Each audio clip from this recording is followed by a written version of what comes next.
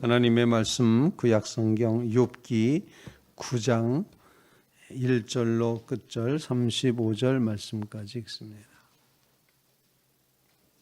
욥이 대답하여 이르되 진실로 내가 이 일이 그런 줄을 알거니와 인생이 어찌 하나님 앞에 의로우랴. 사람이 하나님께 변론하기를 좋아할지라도 천마디에 한마디도 대답하지 못하리라. 그는 마음이 지혜로우시고 힘이 강하시니 그를 거슬러 스스로 완악하게 행하고도 형통할 자가 누구이랴. 그가 진노하심으로 산을 무너뜨리시며 옮기실지라도 산이 깨닫지 못하며 그가 땅을 그 자리에서 움직이시니 그 기둥들이 흔들리도다. 그가 해를 명령하여 뜨지 못하게 하시며 별들을 가두시도다. 그가 홀로 하늘을 펴시며 바다 물결을 밟으시며 북두성과 삼성과 묘성과 남방의 밀실을 만드셨으며 측량할 수 없는 큰 일을 셀 수 없는 기이한 일을 행하시느니라. 그가 내 앞으로 지나가시나 내가 보지 못하며 그가 내 앞에서 움직이시나 내가 깨닫지 못하느니라. 하나님이 빼앗으시면 누가 막을 수 있으며 무엇을 하시나이까 하고 누가 물을 수 있으랴. 하나님이 진노를 돌이키지 아니하시나니 라합을 돕는 자들이 그 밑에 굴복하겠거든. 하물며 내가 감히 대답하겠으며 그 앞에서 무슨 말을 택하랴.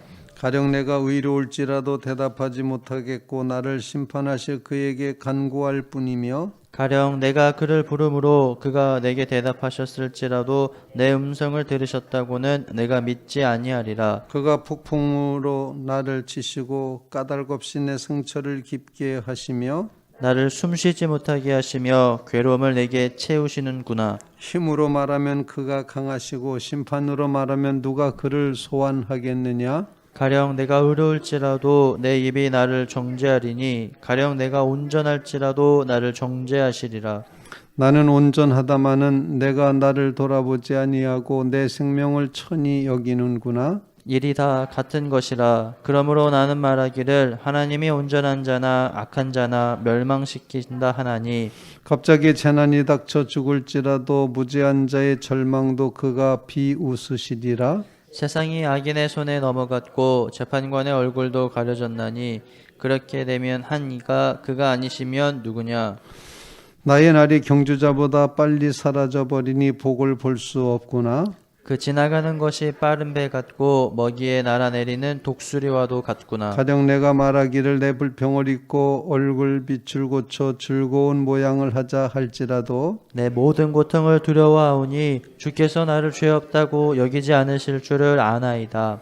내가 정죄하심을 당할진대 어찌 헛되이 수고하리까. 내가 눈 녹은 물로 몸을 씻고 잿물로 손을 깨끗하게 할지라도 주께서 나를 개천에 빠지게 하시리니 내 옷이라도 나를 싫어하리이다. 하나님은 나처럼 사람이 아니신즉 내가 그에게 대답할 수 없으며 함께 들어가 재판을 할 수도 없고 우리 사이에 손을 얹을 판결자도 없구나. 주께서 그의 막대기를 내게서 떠나게 하시고 그의 위엄이 나를 두렵게 하지 아니하시기를 원하노라. 다같이 그리하시면 내가 두려움 없이 말하리라. 나는 본래 그렇게 할 수 있는 자가 아니니라. 살아계신 하나님의 말씀입니다.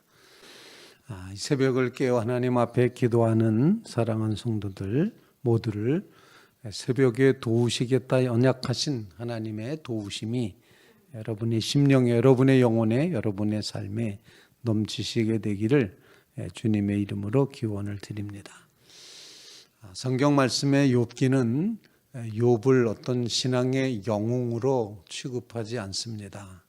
어떤 의미에서는 이유도 없이 당하는 그 아픔과 고통을 통해서 몹시 힘들어하고 괴로워하는 욥이 그래도 어떻게 하나님을 버리지 않고 하나님을 외면하지 않고 하나님과 떨어져 나가지 않고 하나님에게서 떨어져 나가지 않고 어떻게 신앙을 차츰차츰 성숙시켜 가는가, 거기에 관심이 있다. 욥이 참 훌륭하다 이거를 주장하려고 욥기가 쓰여진 것이 아니라 욥이 이렇게 부조리하고 이해도 되지 않고 모순된 이런 삶의 현실 속에서 어떻게 하나님을 믿고 의지하며 그 믿음이 커가는가, 믿음이 아주 든든해져 가는가 하는 것에 관심이 있음을 보여주고 있습니다.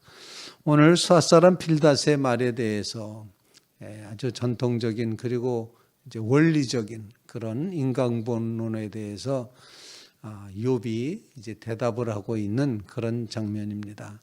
욥도 똑같이 인정을 합니다. 하나님 앞에 의로울 수 있는 사람 아무도 없다. 진실로 이 일이 그런 줄을 알고 내가 알거니와 인생이 어찌 하나님 앞에 의로울 수 있겠느냐. 2절에 그렇게 말하고 있습니다.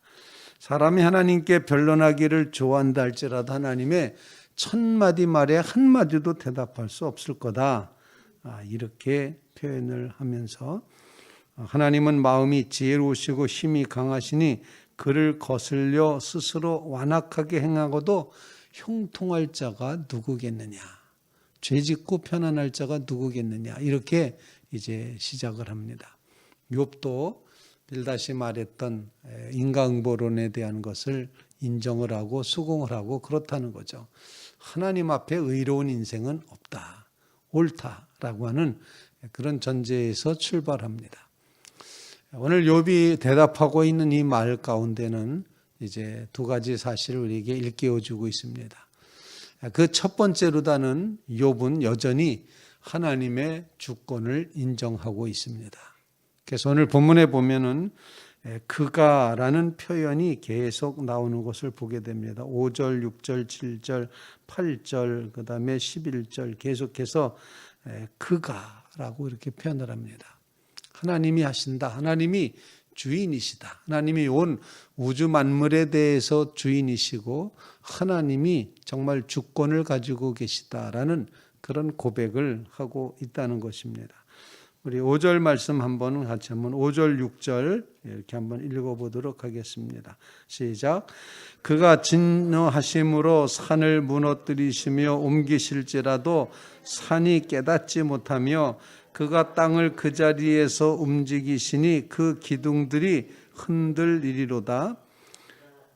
해를 명령하여 뜨지 못하게 하시며 별들을 가두신다. 그가 홀로 하늘을 펴시고 바다 물결 밟으시고 북두성, 삼성, 묘성, 남방에 밀실을 만드셨다. 측량할 수 없는 큰 일을 셀 수 없는 기이한 일을 행하시느니라. 하나님은 이 모든 것에 대해서 주권자시다. 그가 주인이시다. 이런 신앙 고백을 하고 있습니다. 우리의 믿음 가운데 아주 중요한 믿음이 하나님이 주인이시다라는 이런 신앙 고백입니다. 하나님이 주인이시다. 이렇게 말하면 그거 모르는 사람이 어디 있습니까? 라고 그렇게 반문하는데 사실은 하나님은 주인이시다라고 우리가 알기는 하면서도 우리의 삶은 전혀 하나님을 주인으로 인정하지 않고 살고 있다는 사실입니다. 내가 주인 되어 살아왔던 인생살이를 바라다 보면서 다시 한번 하나님이 주인이시다라고 하는 하나님의 주권에 대한 신앙 고백, 그것을 이제 이 새벽에 다시 한번 새롭게 하는 믿음의 성도들 다 되시기를 주님의 이름으로 부탁을 드립니다. 하나님, 우리를 알고 하나님이 주인이시라고 생각은 하였지만, 알기는 하였지만 하나님을 정말로 주인 삼지 못하고 살아왔던 우리의 삶에 정말 주님 앞에 고백하며 나아가오니 내가 주인 삼았던 모든 우상을 다 내려놓고 온전히 주님만 섬기며 주님의 주권을 인정하며 살아갈 수 있게 주시옵소서. 그런 간구를 주님 앞에 올릴 수 있기를 간절히 바랍니다. 하나님이 주인이십니다. 그리고 우리는 하나님께로부터 모든 것을 부여받고 생명조차도 하나님께서 은혜로 은총으로 허락하여 주신 선물로 받고 살아가는 청지기일 뿐이다 라는 사실을 기억하시면서 지나온 6개월 동안을 살아왔던 우리의 삶의 역사도, 아니 코로나 재난의 1년 반 동안의 이 어려운 시절을 살아왔던 우리의 삶 가운데서도 하나님은 여전히 주인이셨다. 하나님은 여전히 주권을 행사하셨다. 이런 신앙 고백의 마음을 간직하며 하나님을 높여 찬양하며 감격하는 자리에 서는 믿음의 성도들 꼭 되시기를 주님의 이름으로 부탁을 드립니다.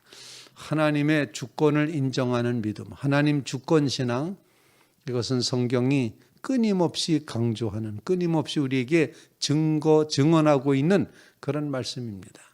여러분 모두 하나님의 주권을 인정하는, 그리고 믿고 고백하며 그 주권에 의하여 살아가는 주의 성도들 다 되시기를 주님의 이름으로 부탁을 드립니다. 주께서 하셨습니다. 주께서 하실 것입니다. 주님께서 주인이십니다. 날 대속하신 예수님께 내 생명 모두 드립니다. 주님이 주인이시기 때문입니다. 이런 신앙 고백으로 하나님의 주권을 인정하며 살아가는 믿음의 성도들 되시기를 주님의 이름으로 부탁을 드립니다. 꼭 그렇게 하시기 바랍니다. 하나님이 주인이시다. 하나님이 하실 것이다. 하나님은 때때로 합력하여 선을 이루십니다. 하나님은 언제든지 하나님의 역사를 끊임없이 목표로 하신 그 역사를 향하여 모든 것을 끌고 가십니다. 바로 이런 하나님의 주인 되심을 고백하며 살아가는 이 믿음의 자리 꼭 세워가시기를 주님의 이름으로 부탁을 드립니다. 두 번째로 욥이 깨닫는 것은 그런데도 불구하고 욥은 하나님의 섭리에 대해서는 이해가 다 안 된다는 것입니다. 하나님의 섭리를 다 이해할 수가 없다. 왜 까닭 없이 이렇게 고통을 주시는가? 라는 그런 질문입니다. 오늘 본문 말씀 한번 읽겠습니다. 16절과 17절 말씀, 18절 말씀 이렇게 세 절을 읽겠습니다. 16절부터 18절까지 있습니다. 시작. 가령 내가 그를 부름으로 그가 내게 대답하셨을지라도 내 음성을 들으셨다고는 내가 믿지 아니하리라. 그가 폭풍으로 나를 치시고 까닭 없이 내 상처를 깊게 하시며 나를 숨쉬지 못하게 하시며 괴로움을 내게 채우시는구나. 까닭 없이 이렇게 고통을 주시는 이유, 그 하나님의 섭리에 대해서는 아직 이해가 안 된다. 이해가 안 된다고 하나님을 부정하거나 부인하는 건 아닙니다. 이해가 안 될 뿐이다. 하나님의 섭리가 이해 안 되는 게 나에게 아프고 괴롭고 고통스러울 뿐이다 라는 그런 고백인 거죠. 하나님의 섭리에 대해서는 우리가 다 이해할 수 없을지라도 하나님의 섭리는 분명히 있다. 하나님은 역사를 주관해 가시고, 그래서 오늘 본문에 그다음 이제 처음에는 그가라고 말하다가 주권을 말하다가 그다음에 가령 말하면서 가령 이런 일이 있었는데 난 하나님의 섭리에 대해서는 이해가 잘 가지 않는다. 이렇게 표현을 하고 있습니다. 20절 말씀도 같이 한번 읽겠습니다. 20절입니다. 시작. 가령 내가 의로울지라도 내 입이 나를 정죄하리니 가령 내가 온전할지라도 나를 정죄하시리라. 이해가 안 된다는 것입니다. 나의 의롭다. 그래도 이만큼 살았으면 잘 사는 거다 라고 생각하는데 그것조차도 하나님은 인정하지 않으시는데, 이렇게 하나님의 섭리는 도대체 이해가 되지 않는다라고 하는 그런 하나님의 섭리가 이해가 되지 않는 것에 대한 안타까움을 호소하고 있습니다. 그렇다고 하나님과 맞서서 싸우겠다, 하나님을 욕하겠다, 하나님을 버리겠다 이런 얘기가 절대로 아닙니다. 이해가 안 될 뿐이라는 그런 고백입니다.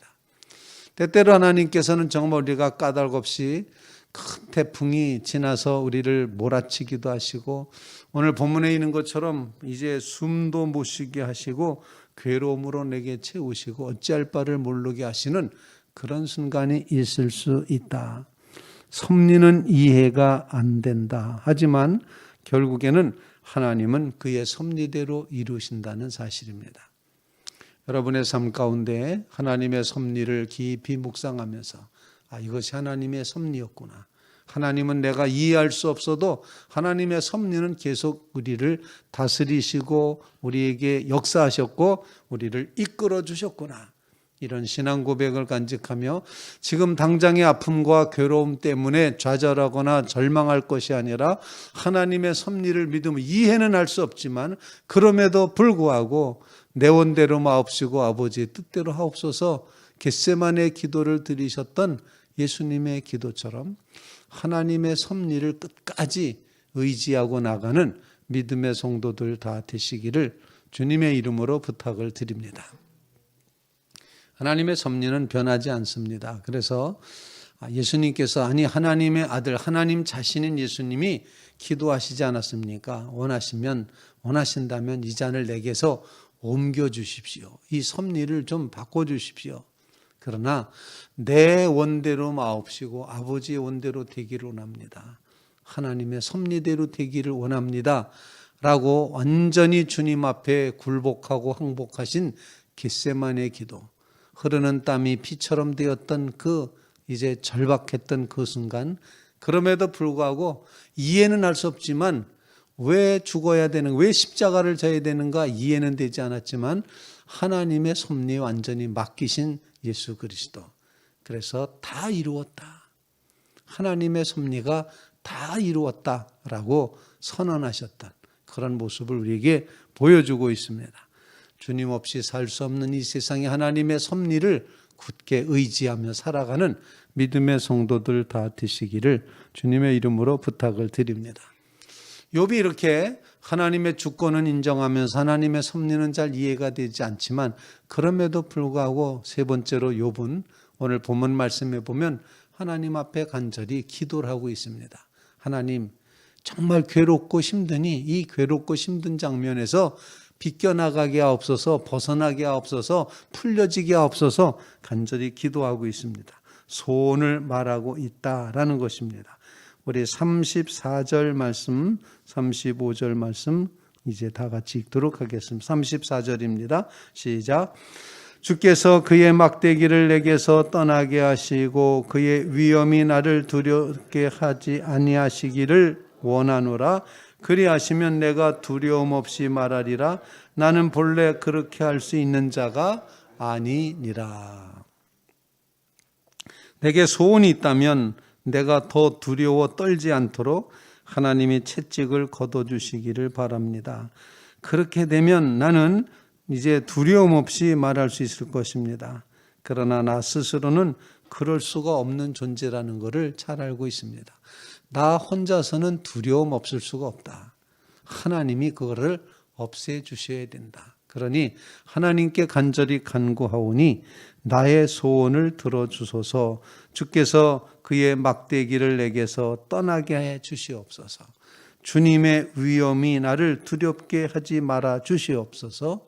이렇게 고백을 하고 있습니다. 정말 28절 말씀에도 내 모든 고통을 두려워하오니 주께서 나를 죄 없다 여기지 않으실 줄을 내가 압니다. 이렇게 고백하면서 두려움 앞에서 두려움이 사라지기를 주님 앞에 간절히 기도하고 있습니다.